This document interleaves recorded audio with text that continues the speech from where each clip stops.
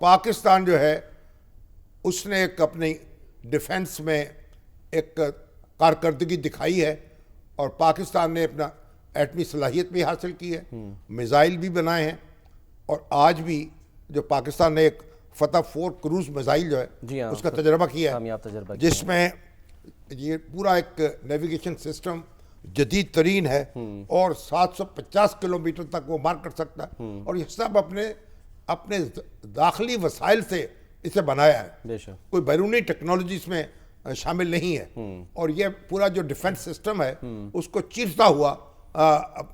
حریف پہ وار کر سکتا ہے۔ سر فتح 1 140 کلومیٹر، فتح 2 غالباً کوئی 300 کلومیٹر، اور فتح 3 ابھی انڈر ڈیولپمنٹ تھا،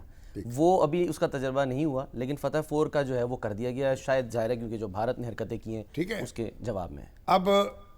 تو پاکستان جو ہے، اب جو بھی صورتحال پیدا ہوئی ہے، اب یہ پتہ لگ گیا کہ بھئی جو عوام دہشت اپنی یہ جو مجاہد تنظیمیں ہیں، جہادی تنظیمیں ہیں، عسکری تنظیمیں ہیں، اور لوگ ان کے ساتھ جتنے بھی ان کے ساتھ جڑ جائیں، یہ بھی ایک منظم فورس کو اور امریکی طاقت کو شکست نہیں دے سکتی، ناک چنے نیچے بات سکتی، ریاست کو نہیں چاہیے۔ اب اس کا مطلب کیا ہے؟ اب مطلب یہ ہے کہ اب آپ کو ٹھیک ہے اسرائیل کا نقصان ہو گیا، اس کو بھی آپ نے ایک غیر محفوظ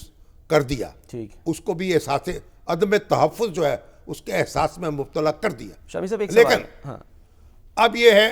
اب پھر وہی بات ہے کہ اب آپ کو ڈپلومیسی سے کام لینا ہے، صحیح، اب آپ کو بات چیت کرنی ہے، اپنا سافٹ پریشر بڑھانا ہے، اور عالم اسلام جو ہے اب کٹھا ہو کے، جو اس کے 8 لیڈنگ ملک ہیں، انہیں کٹھے ہو کے اس بات چیت کا آغاز کیا ہے، پریزیڈنٹ ٹرمپ سے بات چیت کی ہے، اب پاکستان بھی اس میں شامل ہے، لیکن پاکستان جو اکیلا جو ہے نا، یہ ساری صورتحال کا بوجھ نہیں اٹھا سکتا۔ ہم اب یہ جو اس وقت یہ پریزیڈنٹ ٹرمپ کا اعلامیہ ہے، اس میں سب سے بنیادی اہمیت کس بات کی ہے؟ بنیادی اہمیت یہ ہے کہ مسلمان ملکوں نے اس کو قبول کیا ہے اور اس کے ساتھ کھڑے۔ طیب اردوان جیسا شخص جو ہے وہ بھی اس اعلامیے کے ساتھ ہے،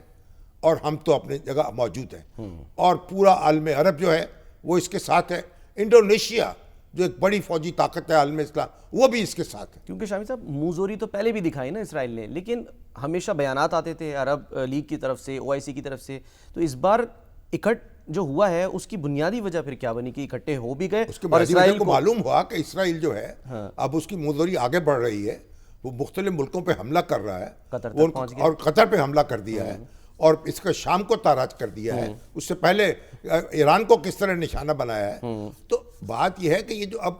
مسلمان ملکوں کو اکٹھا ہونا پڑا ہے، اب وہ اکٹھے ہو کے انہوں نے ایک پریشر جو ہے اس کو بڑھایا ہے۔ اب جب تک وہ اکٹھے رہیں گے، اب 2 ریاستی حل جو ہے اس کا خواب دیکھا جا رہا ہے، اس طرف ہم قدم بڑھا رہے ہیں، اور یہ 2 ریاستی حل، فلسطین کا اگر ریاست الگ سے بنانی پڑے گی، اس کو ماننا پڑے گا۔ آج 150 ملک دنیا کے جو ہیں اس کو تسلیم کر چکے ہیں، اور بہت ایک پیش رفت ہو چکی ہے۔ اب آپ اس میں کوئی دوسری ہمارے پاس آپشن نہیں تھی، اگر یہ جنگ بند نہ ہو۔ اب حماس کو بھی چاہیے، دیکھیے وہ دور ختم ہو گیا، حماس کی ضرورت ختم ہو گئی۔ اچھا، حماس اب جو جہادی تنظیمیں ہیں وہ نہیں مارکا سر کر سکیں گی، یہ اس اعلان ہو گیا، ٹھیک ہے، جو نقصان پہنچ گیا حزب اللہ کو، ڈالنے بس ختم۔ اب نہیں، اب تو ان کو اپنا چہرہ بدلنا پڑے گا، قومی دھارے میں آنا پڑے گا، اب ان کو سیاسی میدان میں اپنا کارکردگی دکھانی پڑے گی۔ ٹھیک ہے، اب ان کو ایک قسم کی سمجھے آپ کو ہزیمت اٹھانی پڑ گئی نا۔ اب آپ ٹھیک ہے، آپ آپ ایک اصولی جدوجہد جو کر رہے ہوتے ہیں وہ اپنی شکست آسانی سے تسلیم نہیں کرتے، لیکن آپ اپنے مقاصد حاصل نہیں کر سکے، اسرائیل کو